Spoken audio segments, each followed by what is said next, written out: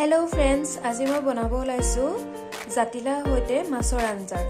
তাৰ বাবে মই জাতিলাও এনেদৰে কাটি লৈছো, আলু এটা লৈছো আৰু বিলাহী দুটা লৈছো মিডিয়াম সাইজৰ। এতিয়া মই এইখিনি কুকাৰত এটা সিটি মৰাই লম। তাৰ বাবে মই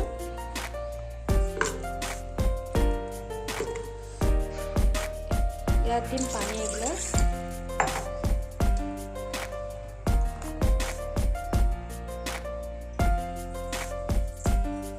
এতিয়া মই ইয়াত অলপ নিমখ দিম, অলপ হালধি পাউডাৰ,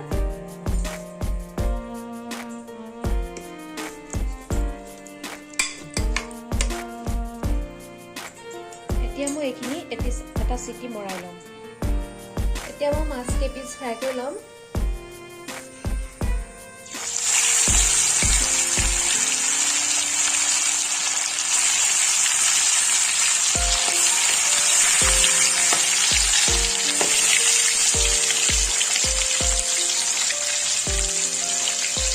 বেছিকৈ মাছকেইপিচ ফ্ৰাই কৰিব নালাগে, অলপ ফ্ৰাই কৰিলে হৈ যাব। মোৰ মাছকেইপিচ ফ্ৰাই কৰা হৈ গৈছে। মই একেবাৰে সিজিব দিয়া নাই, আধা সিজাকৈ ৰাখিছোঁ। এতিয়া মই মাছ ফ্ৰাই কৰা তেলতে অলপ পাঁচফোৰণ দিম।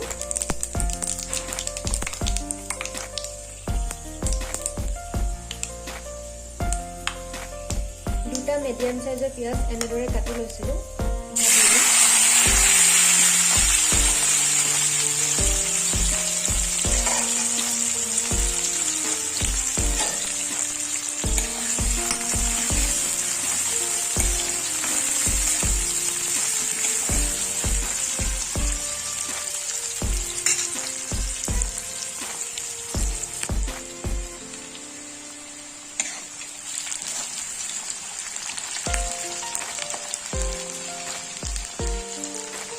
এতিয়া মই ইয়াত থেতেলি লোৱা আদা নহৰু দি দিছোঁ। কম পৰিমাণে হালধি পাউডাৰ, যিহেতু মই বইল কৰি লওঁতে হালধি দিয়াই আছে, সেইবাবে কম পৰিমাণে নিমখ আৰু হালধি দি দিছোঁ।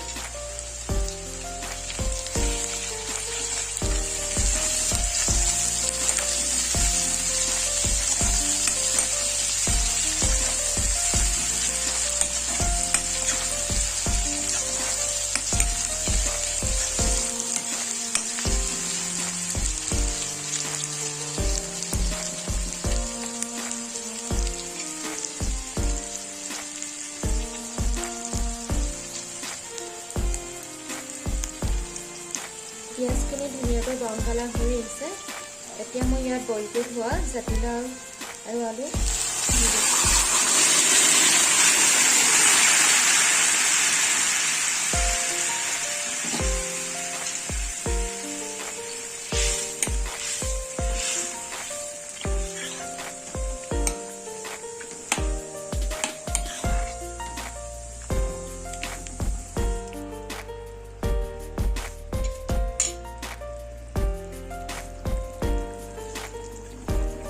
এতিয়া মই মাছ কেইপিচ দি দিম।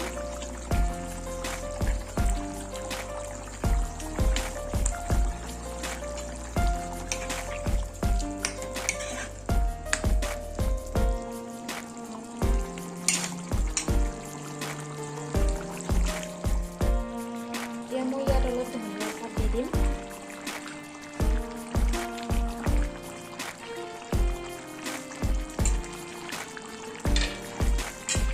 এতিয়া মই এইখিনি 10 মিনিটৰ বাবে ভালদৰে সিজাই লম।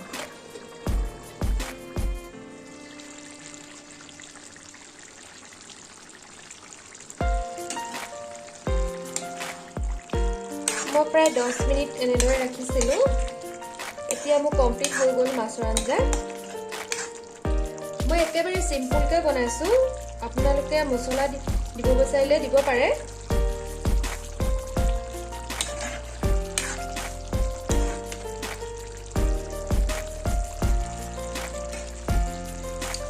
এই আমাৰ কমপ্লিট জাতিলাও সৈতে মাছৰ আঞ্জা।